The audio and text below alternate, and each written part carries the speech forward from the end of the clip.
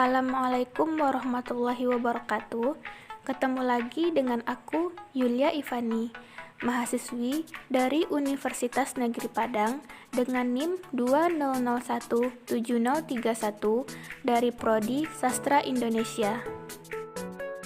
Seperti yang terlihat pada judul video aku akan menganalisis unsur intrinsik dan unsur ekstrinsik karya sastra periode 1950-an.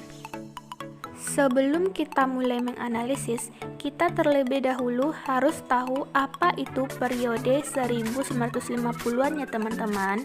Nah, periode 1950-an ini merupakan lanjutan dari angkatan 45, dan pada periode ini berkembang majalah sastra seperti kumpulan roman-roman, contohnya puisi maupun cerpen.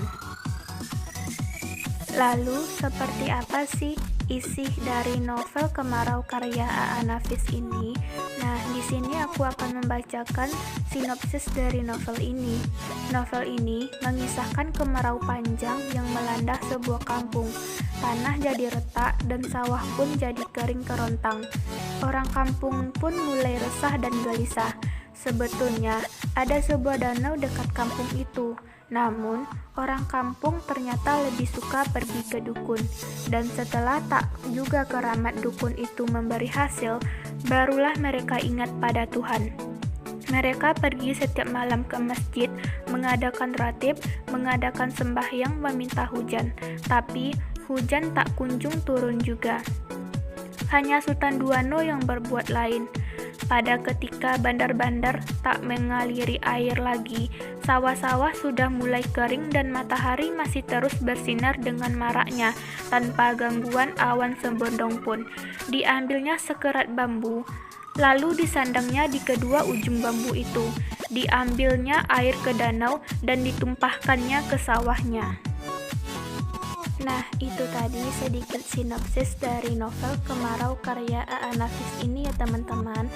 Nah, setelah ini kita langsung saja masuk ke analisis yang pertama, yaitu analisis unsur intrinsik. Unsur intrinsik yang pertama ada tema. Novel Kemarau karya A.A. Nafis ini bertemakan usaha seseorang dalam mencapai sesuatu untuk mengubah pola pikir masyarakat agar lebih maju dan bisa meningkatkan taraf hidupnya menjadi lebih baik lagi. Nah, yang kedua ada tokoh dan penokohan. Tokoh utama dalam novel Kemarau karya A.A. Nafis ini yaitu Sultan Duano, yang mana Sultan Duano merupakan orang yang taat akan agama, rajin, dan bijaksana. Hal ini dapat dibuktikan melalui kutipan berikut. Siapa pula yang tak setuju dengan Sultan Duano? Selain dia alim, pandai bergaul, baik hatinya, rajin pula bekerja. Sedang kerbau berancah sawah, mau orang membelinya sampai beribu rupiah. Selain tokoh utama tadi, ada juga tokoh tambahan dalam novel ini ya teman-teman. Tokoh tambahannya seperti Gudam. Gudam seseorang yang berani, terlalu percaya diri, dan juga mudah terpengaruh. Selanjutnya ada Acin. Acin merupakan seorang anak yang patuh akan setiap perkataan orang tuanya. Wali Negeri. Wali Negeri ini merupakan seorang pemimpin di kampung ini. Ia berwatak bijaksana, pemberani, dan juga berpikiran maju. Kemudian Rajo Bodi. Rajo Bodi merupakan orang yang berpegang teguh pada adat dan berpikiran pendek. Selanjutnya, Sultan Caniago. Sultan Caniago merupakan seorang petani yang miskin, yang mana ia berwatak mudah putus asa. Dan yang terakhir yaitu Haji Tumbijo. Haji Tumbijo merupakan orang yang bijaksana, baik, dan pintar. Di sini ada alur.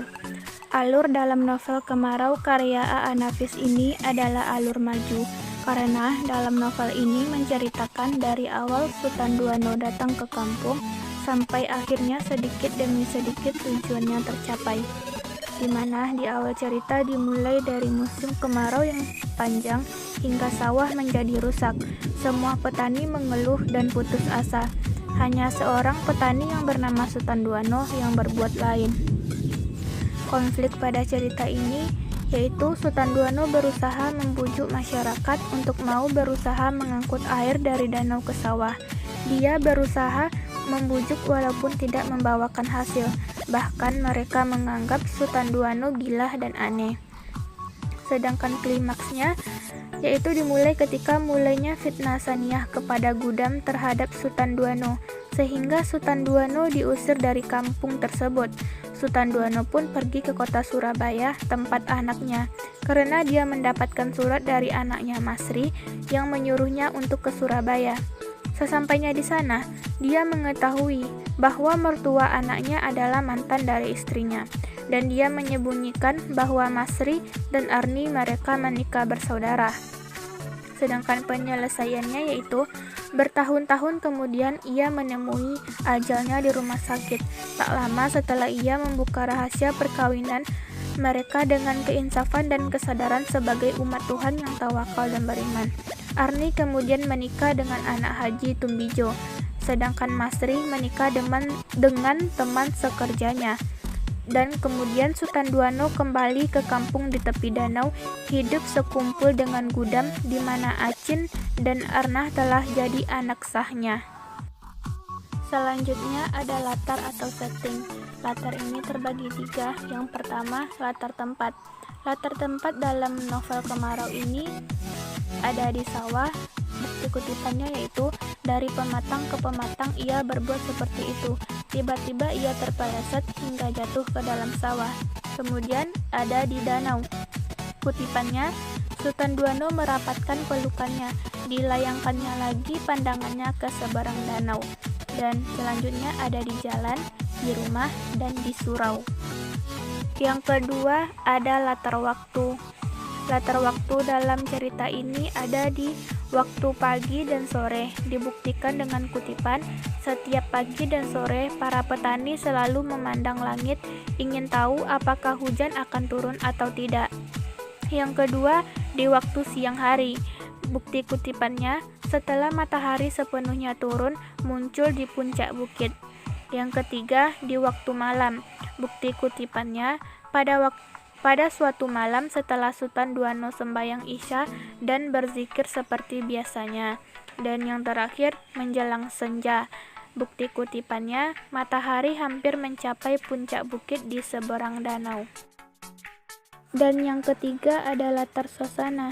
Suasana yang terdapat dalam novel Kemarau ini yang pertama suasana gugup. Hal ini dibuktikan dengan kutipan, Acin banyak dapat badar mak, kata anak itu menghilangkan kegugupannya. Yang kedua, suasana senang. Acin ingin belajar sopir. Kalau Acin sudah bisa, akan Acin bawa bapak kemanapun pergi, katanya seraya berlari berputar-putar dengan tangannya. Dan yang ketiga, suasana marah dan sedih. Bapak orang jahat. Bapak naik lewat jendela. Acin benci bapak. Lalu tiba-tiba ia menangkup mukanya ke atas lututnya dan dia menangis. Dan yang keempat ada suasana tegang. Engkau jangan main-main pula dengan aku, Mang Puto, kata pendekar Sultan, salah seorang keluarga Saniyah yang juga hadir di situ. Dan kutipan kedua yang membuktikan suasana tegang ini yaitu, diam, aku tak menanyai kau, bentak wali negari padanya. Selanjutnya ada sudut pandang. Sudut pandang yang digunakan dalam novel Kemarau karya A.A. Nafis ini yaitu sudut pandang orang ketiga. Dan gaya bahasa. Gaya bahasa yang digunakan dalam novel ini sangat menarik karena penulis menggunakan bahasa Minang yang merupakan bahasa daerahnya. Hal ini seperti kata wali negari, bedo, sultan, ete, mingkuto, rajo, dan lain sebagainya. Nah, unsur intrinsik yang terakhir yaitu ada amanat.